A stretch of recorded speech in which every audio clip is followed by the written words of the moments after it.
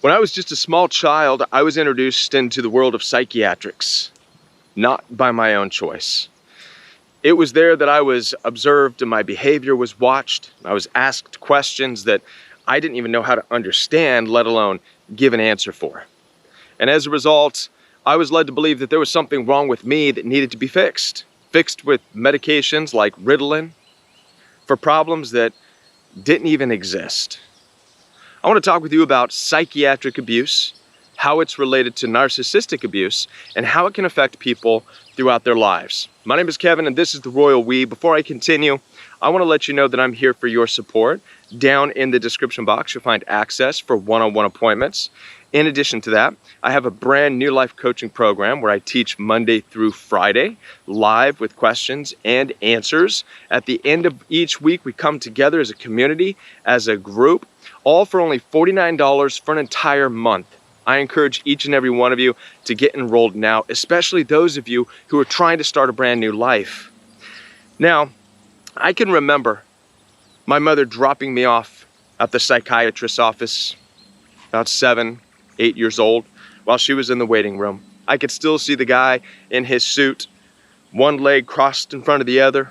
He'd have some kind of toy out or car out for me to play with. And he'd ask me questions. Kevin, I understand that your father is not around as much as you might want him to be. Would you like to talk about that? How is a 7-year-old supposed to process and understand and express not having a father around because the father's too busy chasing skirts and having fun, that's his priority, not being a father? You see, this is something that I didn't even really start to understand and process until I was in my late 20s, 30s, when my dad was on wife number 3 or 4. There was other questions. You know, Kevin, your mom indicates that she drinks. She's concerned that it might bother you. You know, again, how does a 7-year-old answer that? My answers were real short. I don't know, I guess. Because again, how do I process or even begin to describe what I'm witnessing? Walking into the living room with my mother passed out on the living room floor in a puddle of her own vomit. I can still smell the pineapple, weird smell that filled the living room. See, these are things I didn't know how to talk about or express. The word alcoholic didn't even exist in my vocabulary at the age of 7. So how am I to talk about this stuff? How is anybody to talk about this stuff, right? Or he would ask about my mom dating. Kevin, I understand that your mother said she's dating again. How does this make you feel? You know, again, my answers are real short. I don't know. Okay, I guess. Really, how is a 7-year-old supposed to express what it's like seeing strange men coming in and out of the house? Strange noises coming out of the bedroom when you're supposed to be asleep. These things are very difficult to process and to understand. And so as a result, psychiatrists, at least the ones I dealt with, would then indicate, well, it seems like there's depression there. Maybe a chemical imbalance and unwillingness and inability to express certain things, withdrawn. Well, let's try Ritalin. Looks like there's an inability to focus. Chemical imbalance. The reality is there was no chemical imbalance. And what is depression? Really, the environment that I was in was oppressive. The narcissism behind psychiatrics is that it would rather treat the depression than the oppression that causes the depression. I'm under the mindset now that there's no such thing as depression. And I know many of you are going to say, Kevin, how dare you? I've been depressed. I want to challenge you with this. Depression is the result of oppression. You fix the oppression, you'll tackle then the depression. Things like depression didn't exist in the ancient world. It was oppression. When God heard the cries of his people, it wasn't because they were depressed, it was because they were oppressed. And so psychiatrics failed to often look at that.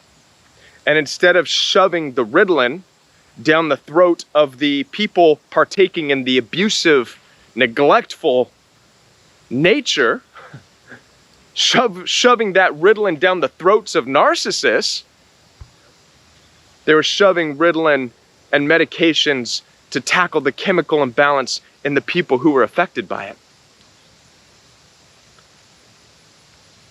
Thankfully, and I remember taking the Ritalin, it wasn't for very long. Thank God my mom had her wits about her. I remember those pills, they were giant pink pills. They weren't even able to measure out the exact dosage back then, so we had to cut that dang pill in half. My mother gave me half of it, and started manifesting weird tics. I would make different noises and stuff like that, and clicks and pops or whatever out of my mouth, and my mom was like, Tried it for 3 months and she cut that off. She said, Kevin, I don't care what any psychiatrist says, we're not taking that stuff anymore. I'm not having you on that. So thank God for that. It was a very short amount of time, but still, as I look back and I think about the psychiatrics and how they observe a person, and they may even know what's going on in the environment, yet the issue is this person, how it's making them feel, and the possible chemical balance as a result. And instead of looking at the oppressive nature of what's causing it, they try to sort and fix out that, calling it depression, calling it a chemical imbalance, if you will. And this speaks to a lot of psychiatrics, a lot of counseling, a lot of therapy. This is why the royal we and a lot of YouTubers out there who are helping people understand narcissistic abuse, this is why the floodgates are opened up and people are running to us YouTubers who don't have degrees to talk about this stuff, because they're tired of going and being involved with psychiatrics or counselors or therapists who refuse to take a good hard look at the oppressive, abusive nature that surrounds them in life, and instead tries to get into their depression. There has, for the longest time, been a fear of addressing what takes place in the world and how it's the cause of a lot of people's mental, emotional issues. It's the reason people are withdrawn. It's the reason people don't have words to express what's going on. But that's not the issue. The depression is not the issue. The oppression is the issue. And this is why we do our best and we strive to pull people out of relationships and situations where they don't belong, to get the oppression out of people's lives so that the depression doesn't exist. And there's always going to be pain, by the way. We're always going to have discomfort. We're always going to have a little bit of being withdrawn, confusion. None of that, by the way, is an indication of a chemical imbalance. What does it do to people throughout their lives?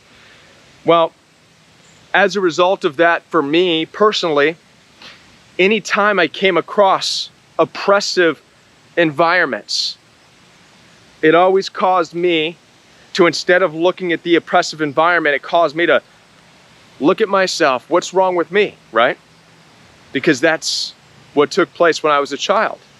Made to believe that it was me, that maybe I'm just depressed, or there's a chemical imbalance. It's not the abusive people, it's not the narcissist, maybe it's me. How many of you can relate to this? How many of you can relate to being involved with narcissists, however you struggle because you think it might be you? A lot of this can be a result of the old world of counseling, of psychiatrics, and what was referred to as chemical imbalances in people and being depressed and things like that, because there was a failure at the time to recognize and deal with the oppression going on in people's homes. Instead, it was all about, well, let's fix the depression that's a result of the oppression. Listen, like I said, I am here for your support. This is a deep message. It's a personal message for me. I'm hoping that it helps some of you out there right now, right? I am here for your support. Down in the description box, you'll find access for one-on-one appointments. In addition to that, I have my new life coaching program where I teach every day, Monday through Friday. In addition to that, there's live questions, there's answers. It's daily support for $49 for the entire month. I encourage each and every one of you to get involved in that, all right? Links are all down below for you. I'll be back with more videos for you right here on the Royal We. Before I go, I encourage you to watch this video. This video right here is recommended by YouTube, so I'm gonna challenge you to watch it. I think it's gonna be a good video for you. I'll be back, bye. Watch this.